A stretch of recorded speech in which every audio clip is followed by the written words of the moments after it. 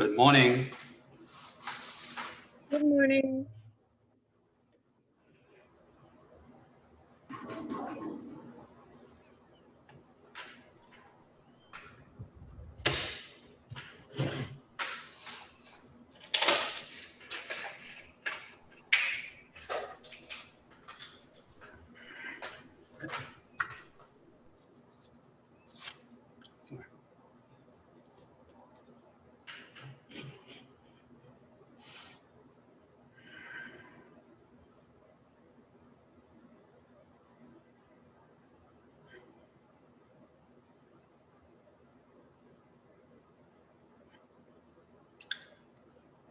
Yeah, so before we get started, just wanted to make sure that you see that I voted this morning, and I want to encourage you all to do the same.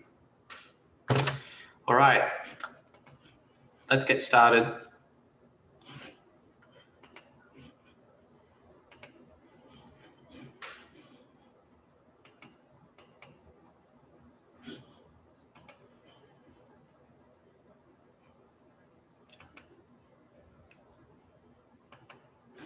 All right, so we're going to work on heat capacity today. I want to remind you that there'll be no Zoom session next Monday. I'm going to be traveling that day, so I won't be having a Zoom session. I'm going to work around what we're going to cover that day, so we'll get everything done. Somebody needs to mute him soon. Not sure who. Thank you.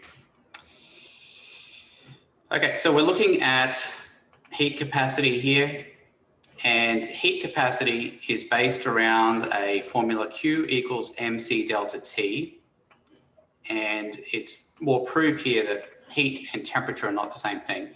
They are related, as you can see here by this equation. Q is heat, m is mass, C is heat capacity of the object, and delta T is the change in temperature of the object. So what we're looking at, what is the final temperature of a 10.00 gram copper ring that absorbs 45.0 joules of heat? And here you would also need the heat capacity of the object.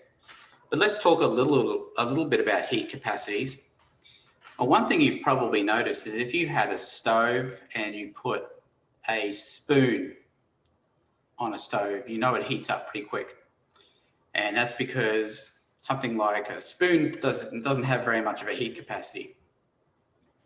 And by heat capacity, what I mean is it's the amount of heat that can be absorbed by 1 gram of the substance to raise the temperature by 1 degree Celsius. So you'll see the unit here for heat capacity is joules per gram per degree Celsius. So the amount of heat required to raise 1 gram, 1 degree Celsius. So you know a spoon heats up pretty quick, but you put the same amount of water on a stove and it takes a lot longer. And that's because water has a much higher heat capacity. You know, the old saying, a watched pot never boils, because you're looking at the water, it doesn't seem to do very much. So let's look at how we can solve these kinds of problems. It says, what is the final temperature of a 10.00 gram copper ring at 20.0 degrees Celsius that absorbs 45.0 joules of heat? The key word in this question is absorbs. And really there's 2 words you'll be looking for in these kinds of problems. The word absorbs or the words releases. Now absorbs means that it takes in energy. Anything that absorbs energy is going to go up in temperature. Anything that releases energy is going to go down in temperature. And I think that makes a lot of sense. So in this instance, we're looking for, we've got Q equals mc delta T. So we can rearrange this to find the change in temperature delta T. And the delta T here is 11.7 degrees. So the only question is, we know it's at 20.0 degrees initially. The only question then is, does the temperature go up or does the temperature go down? But since the word absorbs is here, we know that we would add that delta T to the initial temperature. And we know that then the final temperature is going to be 11.7 degrees more, which makes it 31.7 degrees. So in summary, what I can tell you is that if something's absorbing heat, the temperature is going to go up. If something is releasing heat, the temperature is going to go down. Does anybody have any questions so far? So it looks like the heat capacity of the object kind of acts as the constant, right? It is yeah, you'll always be given that value. You'll never have to memorize it or get it from, or you could get it from a table possibly, but it's not something you'd ever have to memorize, no. Okay. And it differs from matter to matter, right? Yeah, so from material to material, but it's constant for that specific material. So water is 4.18 joules per gram per degree Celsius, whereas copper is 0.385. So you can see that it's more than 10 times more. Water is 10 times more than copper is. And that makes a big difference to how these things act when they're heated. Now, the kind of problem you'll have to deal with in a test is something that relates to this kind of situation. So I've got a diagram down here that illustrates what's going on pretty nicely, I think. So it says a 15.0 gram iron block, and we don't know the initial temperature of the iron block, but it is put into 100.0 grams of water, and the water there is at 20.00 degrees. So you can see the picture here, and this is the initial situation. So we've got 100.0 grams of water. It's at 20.00 degrees. We've got a 15.00 gram iron block, but we don't know what the temperature is. Now, we know that the iron block is dropped into the water, and you can see that the temperature of the water has gone up to 22.00 degrees. And the question here is, what was the initial temperature of the block? Now, I think what's really important here is to really be cognizant of what you're looking for and what you expect to have had happen. Now, what I mean by that is that you can see that the water has gone up by 2 degrees Celsius. It stands to reason then that the temperature of the iron must have gone down. Because if you look at the diagram next to it, you can see that what's happened is that the iron has gone into the water must have absorbed heat. How do we know that? The temperature went up. So what other implication does that have? It means that the temperature of the iron must have gone down. Does anybody have any questions so far? Are these measurements of heat exchange within a certain time period? Well, it's until it reaches equilibrium, which I'm getting to in a second, Roland. Oh, okay. Okay, gotcha. So here's what we know. The iron block will release heat to the water, and the water will gain that exact amount of heat. That's the first thing we assume. The other thing is we get this final or equilibrium temperature. And that final temperature is going to imply that both the iron and the water are at that temperature. So what's happened here is that the water has gone up in temperature by 2 degrees Celsius. And we know that the iron has gone down, but it's gone down to the same temperature as the water, which is at 22 degrees Celsius. So Roland, to answer your question, what I can tell you is that it's done until the equilibrium temperature is reached, until we get that constant temperature. Now, at some point, obviously, the temperature is going to start going down, right, as heat gets lost to the surroundings. But we're making an assumption here. We're dealing with a system that is not really losing heat to the surroundings very much. Is that okay? Yeah, that makes sense. Okay. Does anybody have any questions so far? All right, so the main point I want to get across here is that the temperature of the water has gone up, which means we know that the temperature of the iron must have been higher than 22 degrees. That's all I really want you to get at right now. So when dealing with these problems, and I kind of made a big deal of this when we went through module 10, and I talked about word problems and how you can determine what you need to start with. And one of the keys is whatever you have the most information about is generally what you're going to start with. The other clue is what the question's asking for. In this case, it's asking for the initial temperature of the iron block, which means we can't be starting with the iron. We'd have to be starting with the water. Besides, we have a lot more information about the water than we do the iron.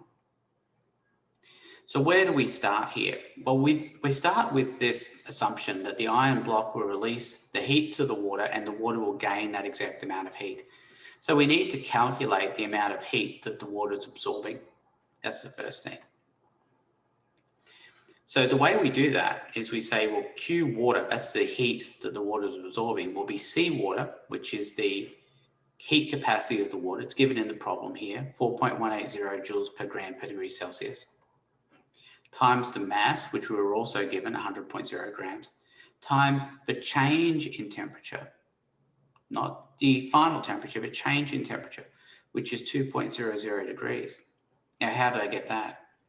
Well, looking at the problem, you can see that the water was initially at 20.00 degrees Celsius, but it gained a certain amount of heat, and now it's at 22.00 degrees Celsius.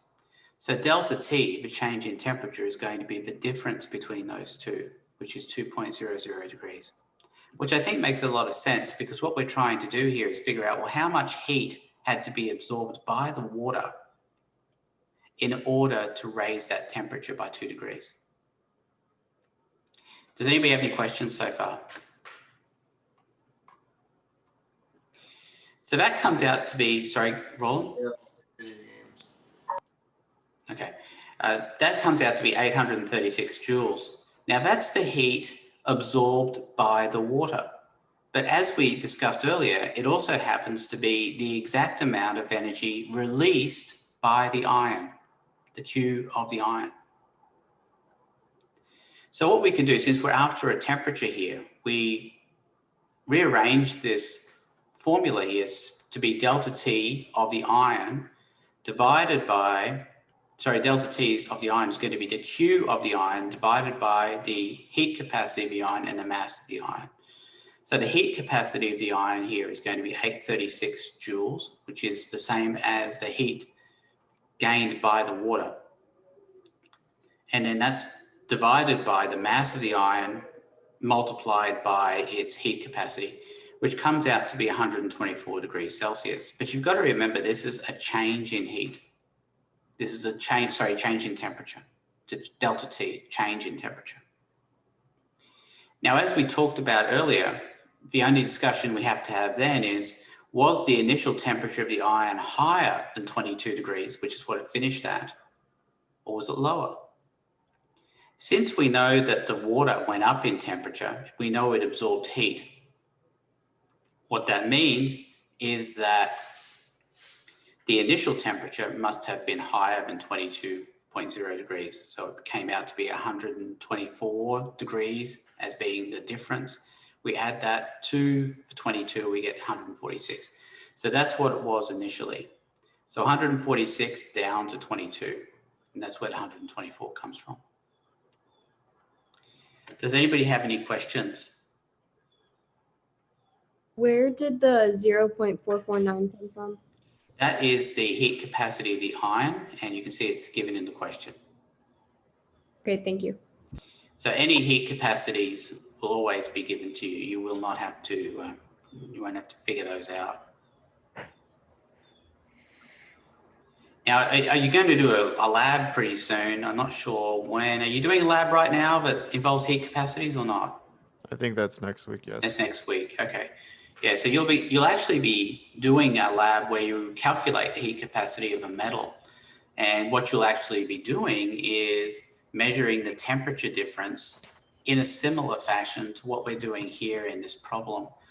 You'll be taking a metal and then putting it into water at a known temperature and seeing how much the water goes up by.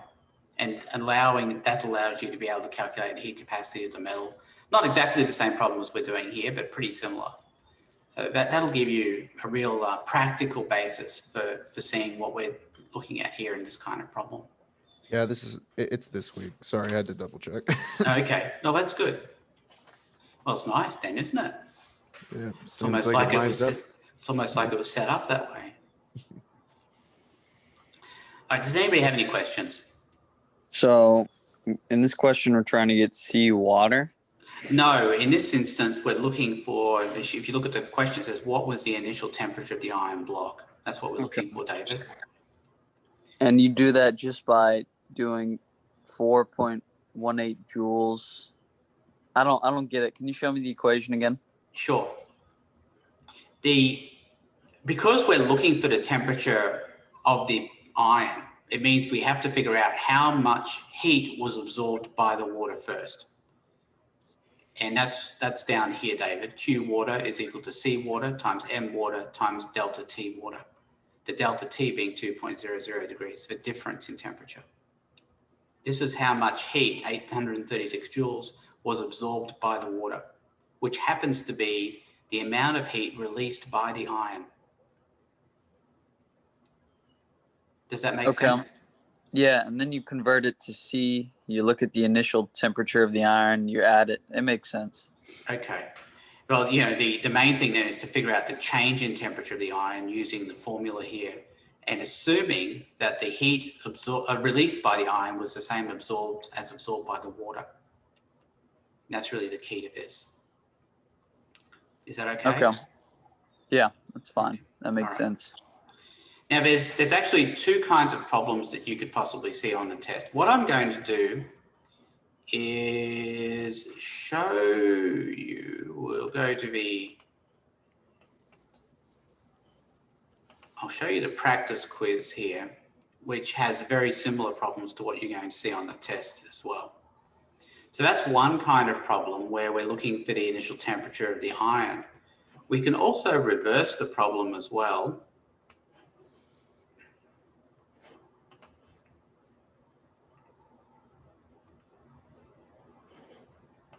And we can look for the initial temperature of the water. It's under heat capacity. Here we go. I did have a quick question about Yes, Roland. capacity. Well, heat capacity trends. So like I was kind of looking at the equation. So like I guess if the higher the heat capacity is of the object, the more energy it takes to heat that thing up, right? Yes, if you're comparing equal masses of things, yes. Okay, so like I would say that insulation has a higher heat capacity than say a piece of aluminum or something. Absolutely, yes, and that matters, right? Because you don't want your insulation to heat up, do you? Exactly, you want to keep the heat out, so you don't want it to absorb all that energy. That's right. Yeah, that's why it takes so long for a pot of water to boil versus to heat an empty saucepan. Yeah, and then it's the same thing with like why humidity, like if your house is humid, it'll stay cold or hot because it takes more energy to heat the water in the air, right? Right, that kind of thing. Mm-hmm. Okay.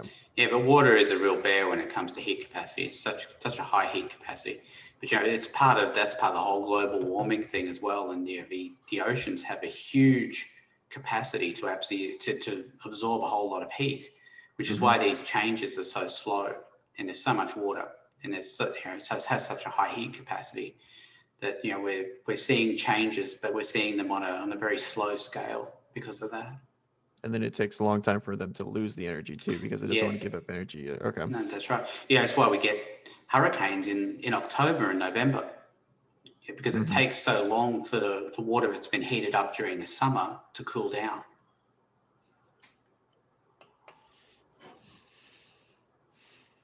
Yeah, so it's kind of displaced a bit, the timing. All right, let's take a look. The second question here, I'm looking at question 2. And this is the opposite kind of question to the one we just looked at. Here in this instance, we're given a 200.0 gram tin rod. It's heated to 178.0 degrees Celsius. It's put into 100.0 grams of water. We know that the equilibrium temperature is 30.5 degrees Celsius. So the equilibrium temperature is the final temperature of both the water and the tin rod in this case. What we're looking for here is the initial temperature of the water. So I'm going to go ahead and do this problem here and show you it's a little different to what we just did. A little different, but we do use a similar strategy here to solve this kind of problem. So looking at this, we know we're looking for the initial temperature of the water. That's what the question's asking for. So I know I can't be starting with the water. I have to be starting with the tin. So my first stop here is to say Q Sn, which is tin, is going to equal M Sn C Sn delta T Sn, where Sn is tin in this instance. Okay. Now the mass of the tin, we're told, is 200.0 degrees. Sorry, 200.0 grams, sorry. The heat capacity, we're told that down here, 0.210, it's in the problem. Joules per gram per degree Celsius. You'll notice that I use units here. I can't count on you to use them, but I think it's useful to do the units every time you do these problems. The delta T is going to be 178 minus 30.5. Now, trying to keep significant figures here, which is going to be based upon number of places past the decimal, it's going to be 147.5.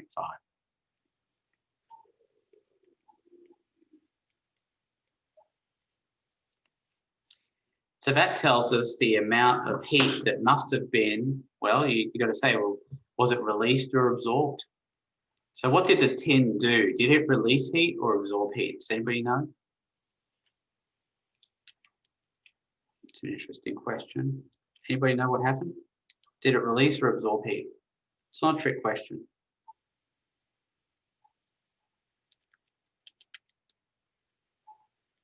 It looks like it releases heat. It does. How do you know that, David? Just reading it, it says it's heated to 178 degrees C. It's placed into water, and then it goes down to 30 degrees C. Yeah, so in order to go down, it must have released heat, right? Of course. Yeah, that's good. So 6195 joules. Now, in order to keep up with the sig figs, it really should be 6200, but I'm going to just keep the sig figs the way they are because we're looking for something at the end here, not around at the end. So we're looking for, we got Q water next, and that equals mass of water times C of water times delta T of water. Now we want the initial temperature of the water, so we're interested in delta T. So delta TW is equal to QW over CW times MW. Now the Q of the water is going to be the same as what it was for the iron, so 6195 joules. Now the Q of the water, that's the amount of heat that was absorbed by the water. Okay, that's important, right? The heat was absorbed by the water. We know it was absorbed because the iron released heat to the water. So it must have absorbed that.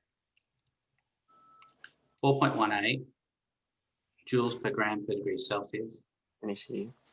No, we can't. And then the mass of the water is 100.00 grams. Sorry, 100.0 grams. So I did the math on that. This will give me the change in temperature of the water. You'll notice it will be a lot less than the iron because the heat capacity is higher.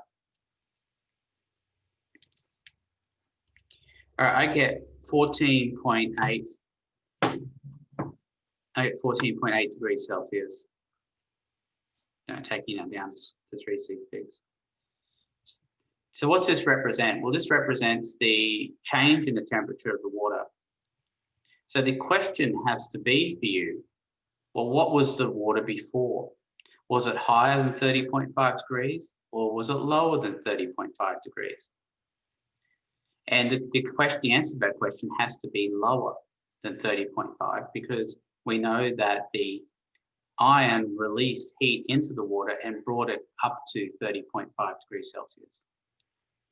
So the initial temperature of the water, you see the difference here is going to be 30.5 degrees Celsius minus 14.8 degrees Celsius.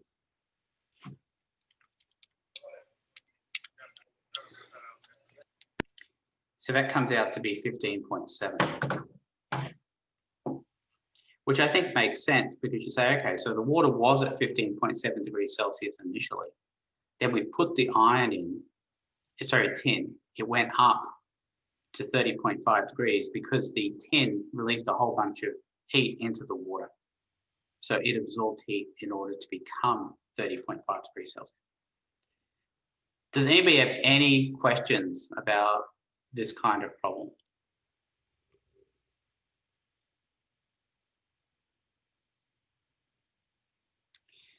So hopefully you can see the difference between this one and the one we just did. You could get either one of these problems on the test. You just have to be prepared to be able to do both of them. Does anybody have any questions? Yeah. Will these formulas be given, or is this something that we're supposed to remember because we? I think it's Roland, I think it's given. Okay. The heat capacity is definitely a given, but I believe that I put the formulas here in the actual test, so you won't have to memorize them. But I mean, it's just Q equals MC delta T. You'll have to know Q of what, obviously. In order I know what you're looking at too, for sure. Yeah. That's right. But yeah, we'll take a look at that when we get to the test, and we'll see if I'm lying or not. But I don't think I am. Too easy. What's that? Oh, too easy. Yeah, that's right. All right. Does anybody have any questions? Yeah. Yeah. Why did you need to get 6,195 joules at the start? Why did you need to get QSN? What do you use that for? Well, what I'm trying to figure out is how much heat the water absorbed, because that's going to be the same as the amount of heat that the tin released into the water. You see, the thing is that energy can neither be created nor destroyed, David. So if something's releasing heat, something must be gaining it. So if the tin is releasing heat, it must be the water that's picking it up. And what I want you to see there is that because the water is absorbing heat, it must be going up in temperature. That's the main point that I'm trying to get across here. Okay. So for QSN, you're figuring out how much the tin releases heat, you said? That's right. And that equals the amount of heat absorbed by the water. All right. Okay. Yeah, it's just one of the assumptions that we make because we know that the heat's got to go somewhere. Right? And we can say that heat is energy because heat is just the measurement one of the measurements we use for energy, right? That's right. Okay. Joule, but it's in joules. Anything with joules is going to be energy. Okay. Whether it be heat or whatever else. Okay. Any other questions?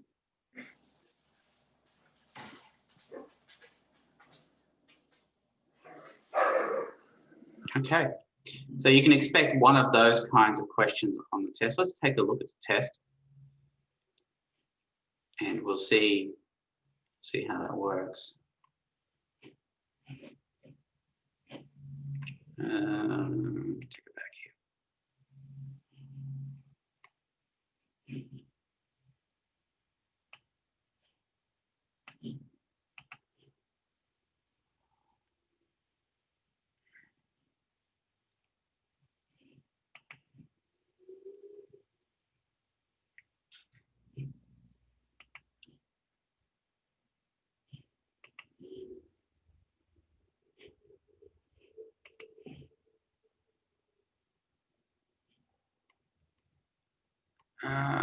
Let's see. So we're looking at question.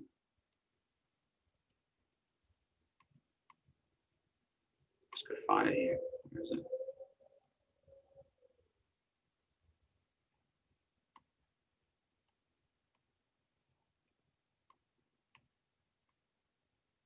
It must be further down here. Here we go, heat capacities. So it's question 13 and 14.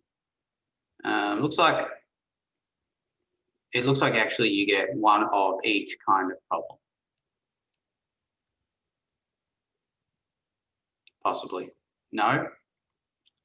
Looks like you get two problems and they could be either, I suppose. All right. Looks like these two are two of the same kind of thing. But you could get either kind of question for that. Let me look at the top here and see what you've been given. I'm just looking to see if you've been given that formula or not. It looks like I might have lied. So I'll make sure I add that formula in to the questions, okay? Or at least at the top of the questions. And I'll make sure it goes in here somewhere. Sorry about that. I do need to include it though. I had meant to. All right.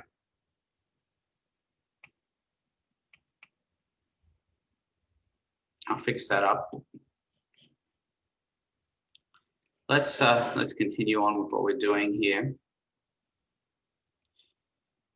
The other application we have for delta H or heat of reaction is that we can use it in stoichiometric type situations as well, which allows us to determine the mass of something that releases a certain amount of energy, or starting with the mass, we can figure out how much energy something releases.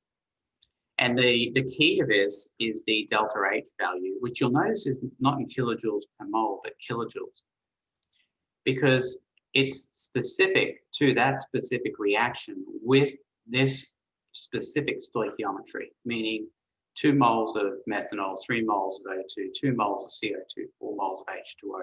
So it's not per mole of any one thing, but it is the delta H for that specific reaction. For this one, we can see that the delta H is negative, which indicates that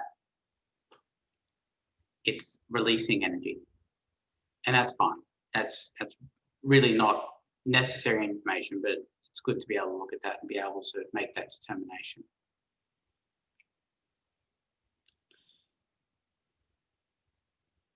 One thing, I'm going to mention this now. One thing I'm thinking of starting this, requiring people to have their video on during these Zoom sessions. And I'm not going to require it today, but what I'm going to ask for is, so since you're here, I'm going to ask for feedback as to why I shouldn't require that. I mean, I can tell you the number of times that, you know, I've ended a session and there's been a whole bunch of people left at the end. I know that they're not at their computer, so I just don't see what the point is. So, you know, I'd like to know that people are paying some modicum of attention to me. It's kind of a bit lonely up here just talking and just wondering if people are actually even listening to me, or if I'm just talking to myself. I don't know. I've got no clue. Nobody has their video on, so I have no idea. So I'm thinking about doing that. I know I didn't require it in the syllabus, but I'm thinking of doing it from this point forward. I mean, from the next lecture forward. So if anybody has any true objections, I want you to give me some feedback and tell me why you don't think it's a good idea for me to require that you have your video on. All right. I understand where you're coming from, but I feel a lot more comfortable taking notes this way and getting relaxed and having all my papers spread out, but I understand where you're coming from. Yeah. But anyway, you know, I get it too. I mean, from other people's point of view, I mean, there are some people out there though who just want to have their name up here and they don't want to listen. They want to multitask. They want to do something else. But I'm trying to have that balance, you know, and I would say that if people don't want to be here, don't want to listen, then just watch the recording later. Don't even turn up. That would be my thought. Because if you're not going to get anything from it, then I don't see the point. I understand. I personally think that it would be different if you didn't require it and I had my video on, then I'd be uncomfortable. But for me, it's like if everyone has to have their video on, then I don't really care. So if like you make it required and everyone has to do it, it's like, yeah, sure, why not? Right. And I guess for me, I personally do not care. However, I know that like I understand your concern about like, oh, people are not showing up or they're not really they're half paying attention and stuff like that. And I would just say it's their loss because they're not getting the information that they need. So it's sort of like double work, you know what I mean? Because you might as well pay attention here instead of like going back and doing it over again. So I don't know. It's sort of a double-edged sword. Yeah, I don't know. It's something I've struggled with, you know. It's something I've struggled with. Yeah, so I'm sensitive to people's desire not to be looked at, which I get, I suppose. But at the same time, if you're in a classroom, you know, it's unavoidable. You know, in a classroom, for example, I don't require that people not text. And you know, if somebody wants to text the entire class, well, you know, I might not like it, but I deal with it. The difference here is that I don't know what people are doing. Therefore, I can't judge. And you know, I think that's part of it too. But anyway, have a think about it, folks. If anybody wants to object seriously, or I mean really object, I mean send me an email, and you know, I'll take anything into consideration here. All right, let's continue on with the stoichiometric enthalpy.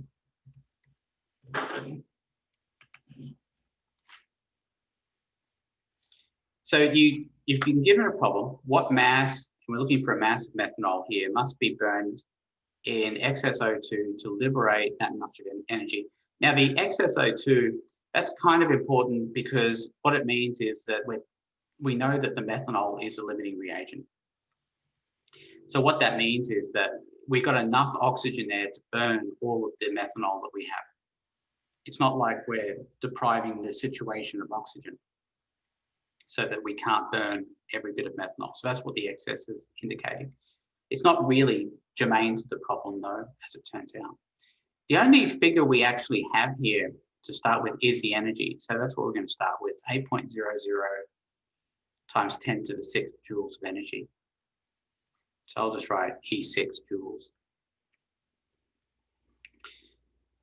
And we are given an energy here in kilojoules here. So we know that we're going to have to do a conversion. So it's going to be times 1 kilojoule over 1,000 joules.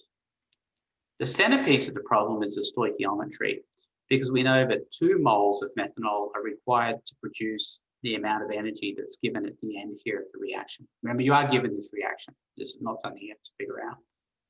So it would be, well, to make it cancel, we know kilojoules have to be on the bottom, and we know moles have to be on top here, and that'll eventually give us grams. So it's 2 moles and 790.3 kilojoules. And then it's times the mass, the molecular weight, which would be 32.05 grams CH3OH over 1 mole of CH3OH, because that's the molar mass. And that gives us the mass of methanol, 649 grams. Now, a common question people are going to have here is, well, what happened to the negative? Why did I take the negative out here? Because there's negative here in the problem. Why did I put the negative here? Well, the question, it's a semantic one, because I look at the wording and said, what mass must be burned? What mass must be burned? Now, if I leave the negative in there, it comes out to be minus 649 grams if I left it in there, which would indicate that that's how much methanol was lost. But it's kind of asking for how much was lost, and that's going to be a positive value, not a negative value. So the bottom line here is if you see a negative, I generally will just ignore it because I want to answer the question, what mass must be burned? So that's going to be a positive value. Does anybody have any questions? So you said you ignore the negative value because it's looking for a positive value. That's disregard. Yeah, that's pretty much right, David. Yeah. All right. Now, would it be completely wrong? No, I don't think so. I mean, if you left it as negative, I kind of understand, but it meant that that's how much was lost. But it's not really answering the question. Not really obeying the wording. Okay. So you don't have to do anything special at all. It's just as simple as taking the negative out of your answer. That's right. It's just so we get the, it's just so we get the answer we're looking for per what the problem is asking for. Okay. So in this instance, the other thing we can do is we've got 50.0 grams. We can figure out how much energy that releases. And it's kind of the reverse. But you'll notice that I use dimensional analysis in order to achieve this. So 1 mole of CH3OH, and the molecular weight here is 32.05 grams. So that's how much 1 mole weighs. And the reason I'm doing this is because I want to get these grams to cancel. I've got moles here. And I know in the next step, the moles have to be on the bottom now. So moles of CH3OH have to be on the bottom. And then I've got my energy, which is in kilojoules, and that's 790.3. So again, for the same reason, I make it a positive value, and I put 2 moles here. Now the 2, of course, comes from the stoichiometry, from the reaction. And then we're looking for joules, so we do a conversion at the end, joules to kilojoules. 1,000 joules and 1 kilojoule. And that gives us, in this case, 6.16 times 10 to the 5th joules.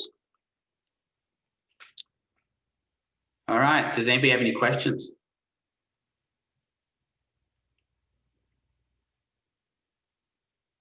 So you'll get one of those on the test as well. It's not a particularly difficult problem, as long as you're aware of the centerpiece of each kind of example, this business here, which comes from the reaction. I have a question. Mm-hmm. So for the first question, how do you know that it needs to be 2 moles of CH? Was it CH3OH? Yes, it's from the reaction. Remember, you are given this reaction, David. That reaction gives us that amount of energy, like always. Yeah. Is that what it is? Well, yes, but specifically 2 moles of methanol, CH3OH, are required to produce this amount of energy. Just Okay. like 3 moles of O2 or 2 moles. See, I could ask for anything here. I could ask for O2, I could ask for CO2. You would just pick out the number in front, because that's how many moles are required to produce this amount of energy. All right. And then you multiply it by the molecular weight. Yeah, it's because if we're starting with joules in the first one here, we know we're getting to kilojoules because we've got kilojoules in the problem here. But then we also need the moles, which will give us the grams. All right. Yeah, that makes sense. Okay. It's just like a long conversion. It is. That's the way I want you to treat it, but just step by step. Got it. All right. Does anybody have any questions? Okay. Pretty straightforward. So we're going to move on now. We'll talk about energy and light here. I know I was going to cover this on Wednesday, but we're going to work a little bit ahead here so that we can get a little bit ahead for when I won't be here next Monday. All right, let's first of all talk a little bit about the electromagnetic spectrum.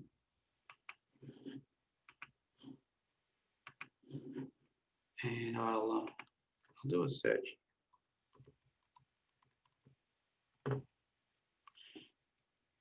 And I'm just going to come up with a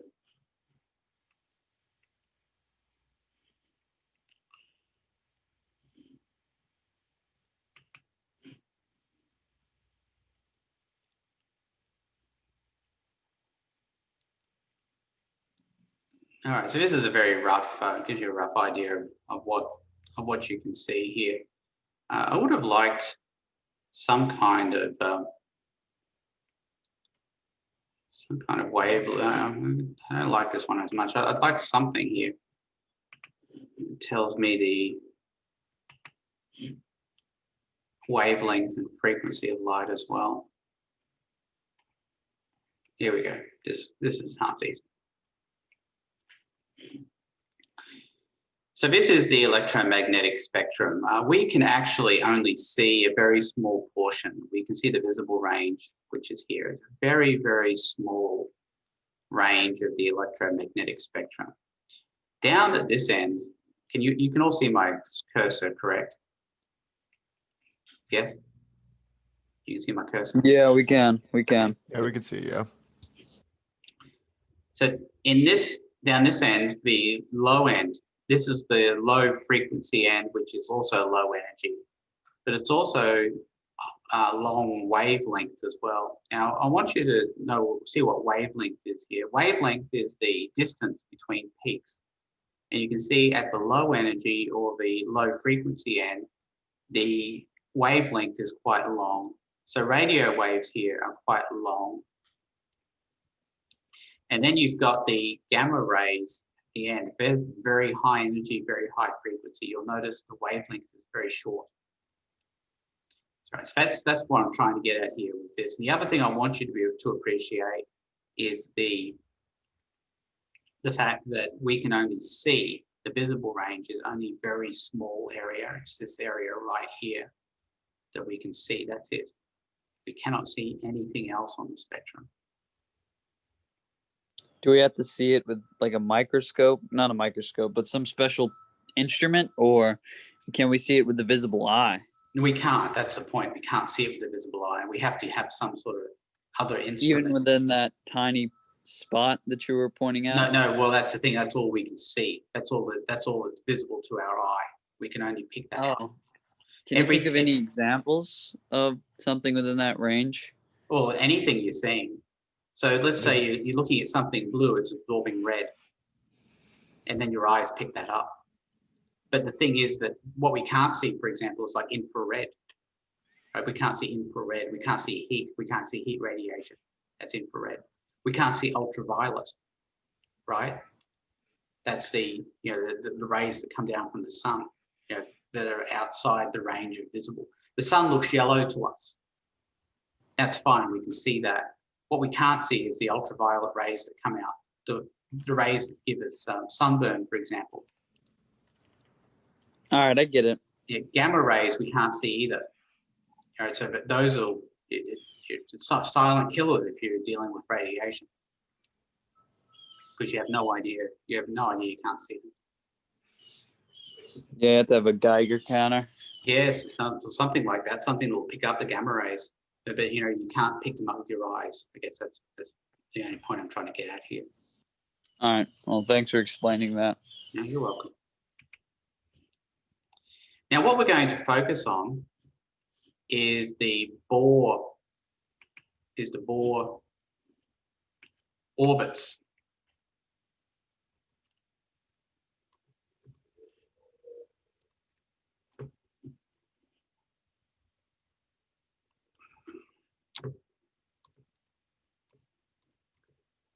And we'll do the energy here, Bohr orbit energy.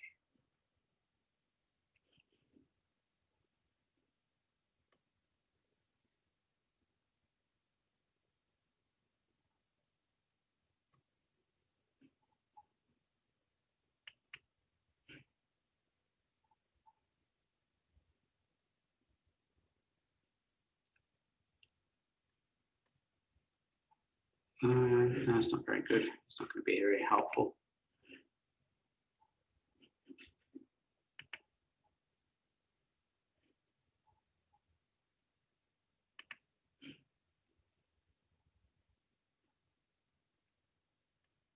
I'm not sure if this is going to be that helpful either. All right, I'm going to draw a diagram instead. Now we'll talk about some quantum mechanics later.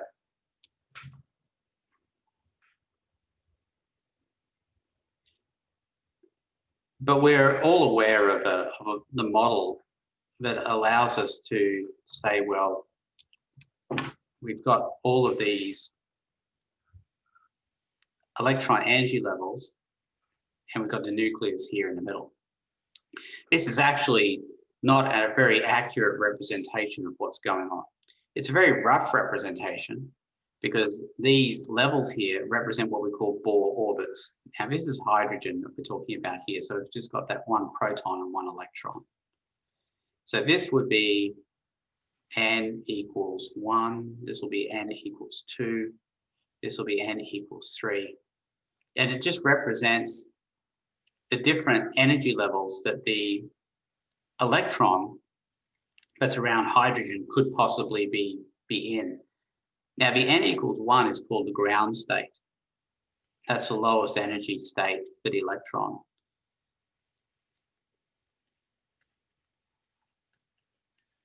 But what can happen is we can excite that electron and we can send it to another orbit. Let's say we can send it up to n equals 3 by adding some energy. But the thing is, I can send it only to these specific energy levels. I can't send it to halfway in between. So if I put half, let's say I put a certain amount of energy here to get it to n equals 2. If I put in half the energy, it wouldn't go halfway. It would just stay where it was. We call that quantized energy. Because you need a specific quantity of energy in order to get up to the next level. You can't go halfway, is the point. It kind of looks like steps like this. So if you only go halfway, it stays at that level. But if you put in the whole energy, then you'll be able to move up to the next step. This is different to the other possible way it could have been, which is continuous, which is more like a ramp. But that's not the way quantum mechanics works. Quantum. It's because we need quantized energy. We need certain quantities of energy to jump from one energy to the next. We can't go halfway in between. So that's what's going on. Do you have a question, David? Mm-hmm. Yeah. So if it's going to jump from one energy level to another, you said you need a certain amount of energy, but I thought that if it were to jump from one to the other, it would need more electrons, right? Well, no, I mean, we've only got one, we're only dealing with one electron here, David. It's because this is hydrogen. We're looking at one electron and we're seeing what happens if we excite it. Okay. I'm just used to thinking that I'm thinking about like valence electrons, you know? Yeah, well, yeah, I mean, there's only one electron to deal with here. This is why we deal with hydrogen, because it's the simplest case. Right. All right. But it's a quantized situation. Steps, not a ramp, is kind of what I'm getting at here. Now, what's going to happen is that, let's say we send it out to, oops.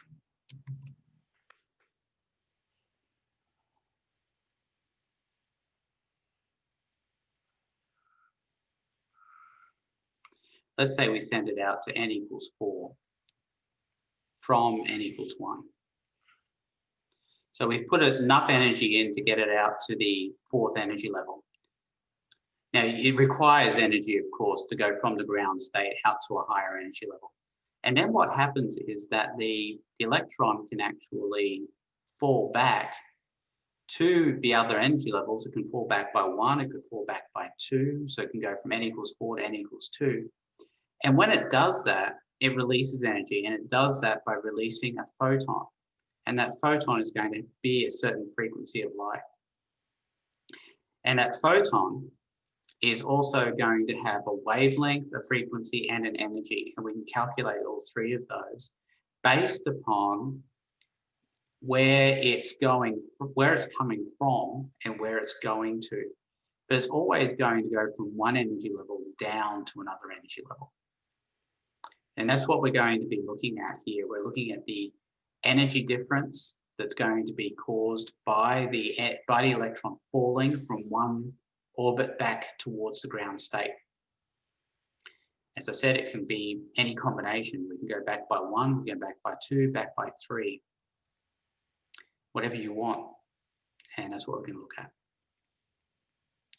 So let's see how we link that to certain formulas. So here's the question that you're going to see, or it's going to be a combination of these kinds of questions. what's the energy, wavelength, and frequency of the line in the spectrum of hydrogen? Let me show you that.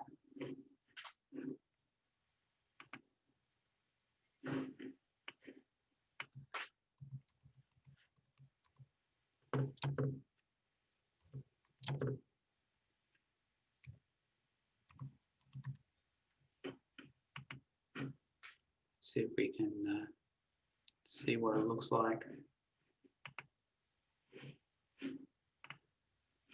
There we go.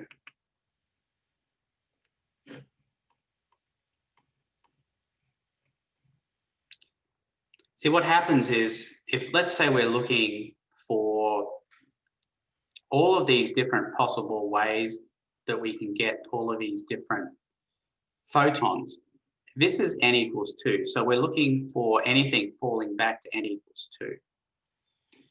And this would be from n equals 5 to n equals 2. We get this purple line. That would be this line right here. We've got n equals 4 going to n equals 2. That produces the blue line. And n equals 3 going to n equals 2. That produces a red line here. So this is called the emission spectrum of hydrogen. And we can actually see these lines here, or certainly when they're in the visible range, we can see them.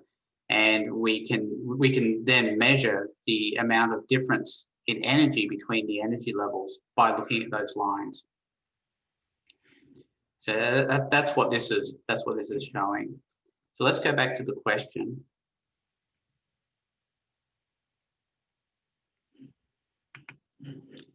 What is the energy, wavelength, and frequency of the line of a spectrum of hydrogen that represents movement of electron from a Bohr orbit of n equals 6 to n equals 4? So in order to do that, we need an equation, and this is called the Ryberg equation, and you are actually going to definitely be given this. You don't have to memorize this. So we're going from n equals 6 to n equals 4. And that's going to give us an energy. It's going to give us an energy difference. This 2.179 times 10 to the negative 18 joules is a constant. And again, you don't have to memorize that. And the formula is 1 over n1 squared minus 1 over n2 squared multiplied by that. Now the n values are the ones that were given in the question 4 and 6. The thing is, though, that we want a positive value for E. So we want to try and arrange it so that the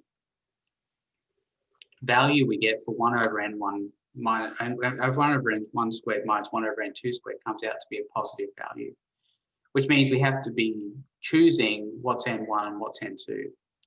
Now, if we choose incorrectly, what happens is we'll come out with the same value for energy, just with a negative. Now, it's okay if that's the case. That indicates that energy was lost, and that's fine. It's just that then we can't carry that negative value through to figure out the frequency and the wavelength, which are going to definitely be positive values.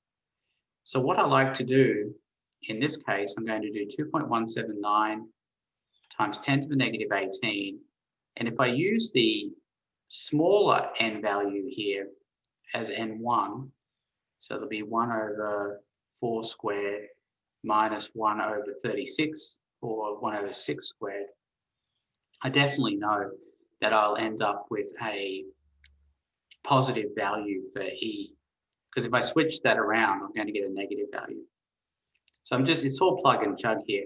I need it in kilojoules because that's what the question's asking for. So I do a conversion here from joules to kilojoules. So 1 kilojoule over 1,000 joules. And that gives us the energy here, which is a fairly small value, 7.566 times 10 to the negative 23 kilojoules.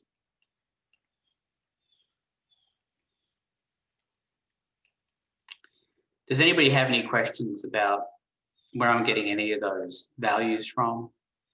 Yeah, I just have a quick question. Where'd you get N1 and N2? From the problem, you got the Bohr orbits here, n equals 6 and n equals 4. Now remember, it's squared and squared, so that's why I've done 4 squared and 6 squared. Yeah, all right. So all I have to do is plug it all in, Yeah. basically. Yeah, well, you're given the equation, David. You don't have to memorize it. Right. But what I'm saying, the only thing you have to be a little bit careful of, you want a positive value of E at the end. So just arrange the N1 and N2 so you end up with a positive value. It looks See- like currently your N1 and N2 would make it negative because 4 squared is smaller than 6 Yeah. squared. But So it's 1 over 4 squared. So 1 over 16 is bigger than 1 over 36. oh, true. Do you see what I'm saying? Yeah, I see what you're saying. Okay. So if you make N1 the smaller of the two, you'll end up with a positive value. That's the bottom line. All right. I mean, that's a rule you can take to the bank. That's always the way it'll be. Okay. So once we've got that, then we're in a position to be able to calculate the frequency. And for that, we use this formula, which I don't think I give you. I think you're going to have to know this formula. I don't know, actually, maybe I don't know. I'll have to look. I'll look at the test and we'll see. E equals h nu. Now, nu here is the frequency.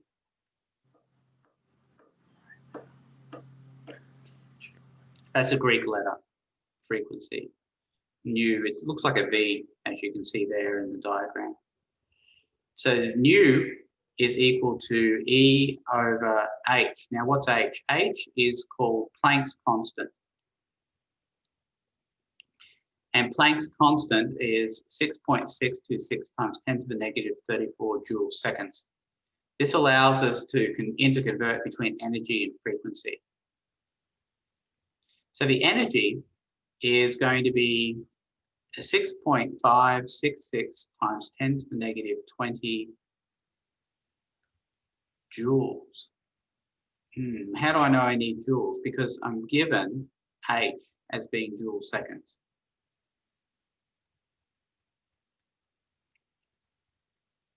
To the negative 34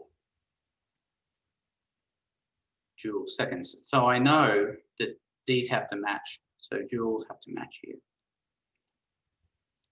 You'll notice that I came up with kilojoules here, but that's 10 to the negative 23 kilojoules.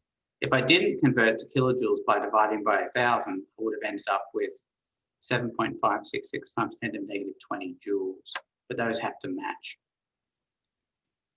And that comes out to 1.142. Now, I want everybody to try this in their calculator, please. 1.142 times 10 to the 14 hertz, or if you wanted to, seconds to the minus 1, slash seconds or seconds to the minus 1. All of those are the same thing. So hertz per second, second to the minus 1, cycles per second is the other way of looking at it too.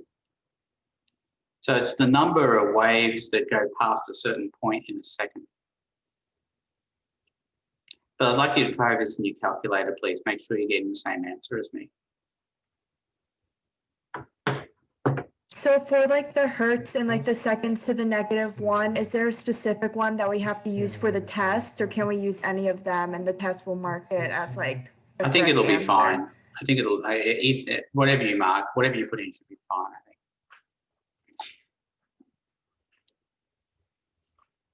It may even ask for a certain unit, Chloe. I think it does, actually. Okay, yeah, because I know like the test and like the inserting, like it can be a tricky beast sometimes. So I was just making sure. Oh, actually, like, up here, do you any see, of them I could put it in. do you see what I said in frequency in hertz? So you want to put in hertz. Oh yeah, okay. So whatever it says, Oh, okay then, yeah. So then it'll just be like. yeah, you'll know. So you can just put in that unit. Okay, thank you. All right. Anybody have any issues with getting that number for the frequency of the line? No, but I I did was have just a about. oh, go ahead. Sorry. Sorry.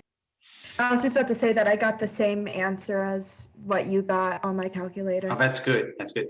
Well, that's what I'm looking for. But it's often people will get something like 10 to the negative, or sorry, 10 to the negative 54 or something like that, because They haven't put it in their calculator properly. Roland, do you have a question? Yes, I just had a quick question about, so like the whole thing with the calculator. So you said that you want us to try it on the calculator, make sure we get the right answer. So are we allowed to use our personal calculator on the No, test? no, no. That's why I'm saying you have to practice with the on-or-lock calculator. But it's a start at least to be doing it, able to do it on your calculator, so you can do it on the on-or-lock calculator too. If you're not getting the right answer on your calculator, it's doubtful you get the right answer on your on-or-lock calculator. Okay, I just want to sort of clear that up because it may see. Okay, gotcha. Thank you. But you can practice with the on-or-lock calculator because I give you the link to it in the practice test. Yeah, I saw that. Yeah. Yeah. Yeah. Thank you for that. All right. Any other questions?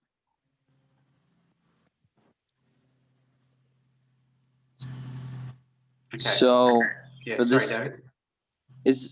How does the equation get affected by what are, I don't know, I'm just a little bit confused with how you get all those numbers. Do those remain constant, E and H, for every single time you do this, or No, do they no, give you a different set of numbers each time? The H is Planck's constant. That's a constant value. The E is always going to be the result of the movement between n values here. And it's the n values that can change, David. It could be, this is 6 to 4, but it could be 6 to 3. It could be 7 to 4. It could be 11 to 10. It could be 11 to 1. It could be anything. But the E will be determined by that difference in n values. So we got E by doing that equation Yes, earlier. that's right. That was the product. Okay, that's why I was confused, because I couldn't see that you had erased it. But all right, that makes sense. Well, I sort of erased it, but it's here in the slides. Right. Okay.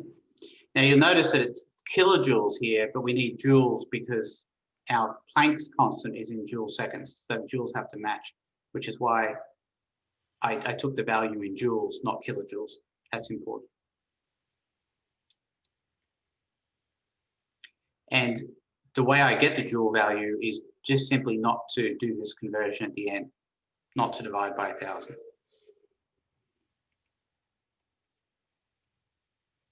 So that gives us the frequency. And then we can talk about how to get the wavelength.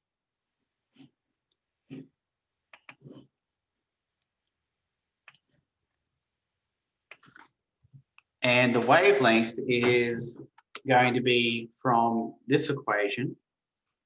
Oops.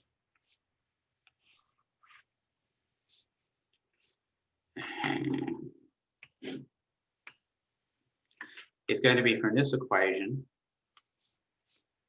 Nu, which we got from the previous problem, equals C lambda. And lambda is the wavelength. Lambda is going to be in meters initially.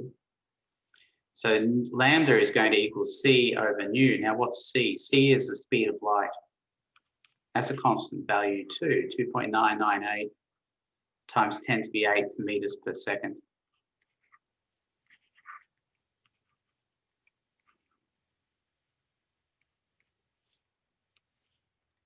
And we had our frequency here, which was 1.142 times 10 to the 14th hertz, which is the same as seconds to the -1 anyway. So I'll go ahead and put it as seconds to the -1 to match here. But hertz is the same thing. And it's going to cancel. We're going to end up with meters there. Now, what it's asking for, though, is wavelength in nanometers. So we can do one other step here to convert it into nanometers. And 1 nanometer is 10 to the -9th meters. And if we do that, we'll end up with 2625 nanometers. The reason we would want to do that is now we end up with a value that's a lot more usable, something in the hundreds or thousands. It makes a whole lot more sense to look at than something in the 10 to the negatives or 10 to the positives or whatever. But that's our final wavelength there is going to be 2625 nanometers. You'll always get a result that's in the hundreds or the thousands. Now that's one you might want to try in your calculator as well. The 10 to the negative 9 especially, when you put that in your calculator, it'll be 1 EE negative 9, not 10 EE negative 9, because it's 1 times 10 to the negative 9. So 1 EE negative 9, make sure you do that. Otherwise you'll end up getting it off by a factor of 10. That's a common mistake I see on entering that. People will put 10 times 10 to the negative 9, which is really 10 to the negative 8, effectively.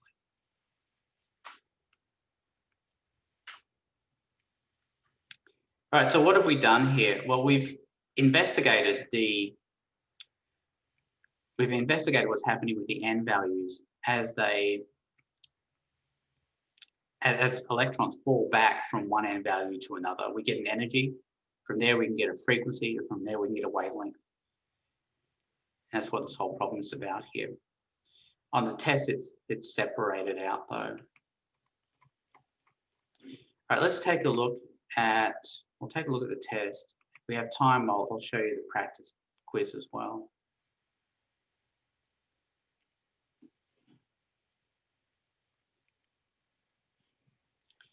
But the key to this will be practicing the problems, not waiting to the last minute, of course.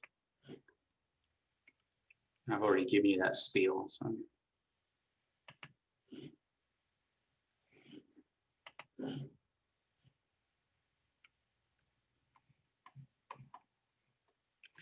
So we're looking at Bohr transitions here. You'll notice that I give you these formulas. You see them here. The E formula, E equals h nu, C equals nu lambda. So all of that's given to you. You don't have to memorize any of that. And I also give you these conversion factors as well. 1 nanometer is 1 times 10 to the negative 9 meters, the speed of light and Planck's constant. So I give those to you in all the problems as well. So you can see how you'd have to get the wavelengths, which is what we just did. You'd have to go through a number of steps to do it, but you can do that. The energy, now you'll notice the energy is given in zetajoules. Now you might wonder, well, what's a zetajoule? Well, I'll give it to you here. 1 zetajoule is 10 to the negative 1 joules, 10 to the negative 21 joules. Frequency, that's in terahertz, and terahertz is 1 times 10 to the 12th hertz. So again, it's given to you in the problems. You don't have to memorize any of that. Now remember that there are videos for all 3 of these. So I'd recommend that you look at the videos too, to get some guidance on how to do those problems on the test. But I go through and explain exactly what I'm looking for in those videos too. Anybody have any questions about the test problems here?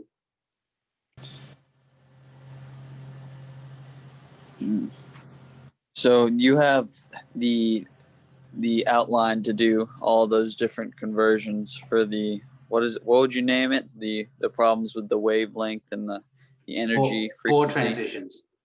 That's all in that slideshow? Yeah, it's all on what we just did in the PowerPoint, but it's also in the videos for questions 4, 5, and 6 for practice test 3. Right. Yeah, I just need to look at it again because it's really confusing to me. Well, I think if you watch those videos, you'll be less confused. And then you practice. Okay. Practice it, David. Practice, practice, practice. Yeah. That's the thing. Practice, practice, practice. And you'll be okay.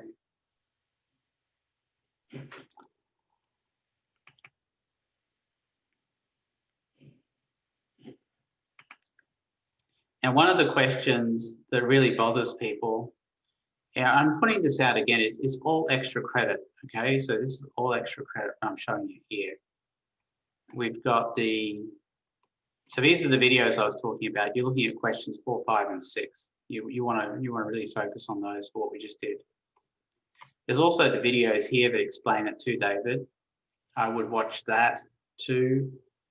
The ones that involve waves and particles, energy, frequency, wavelength of light, introduction to Bohr transitions, example of Bohr transition problem. I would watch all of those videos as well, David. Okay. Let's see. So Bohr transition practice quiz. So one of the questions, and this is the one that really annoys people, but I want to remind you this is extra credit, and I don't mind making extra credit a little bit hard because it's extra credit. These are the different series, and these n values represent the end points. That's the important thing. They represent the end points of an electron falling from a certain energy level. So that's the energy they fall to. So if you look at, let's see if I can find, this is the first one.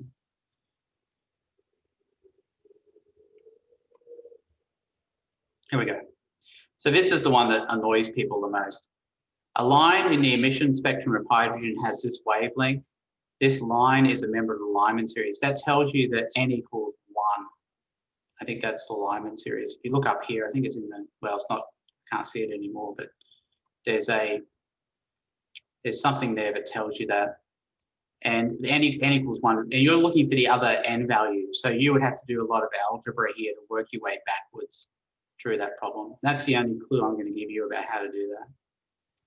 But the Lyman series thing, that's given at the beginning of the problem.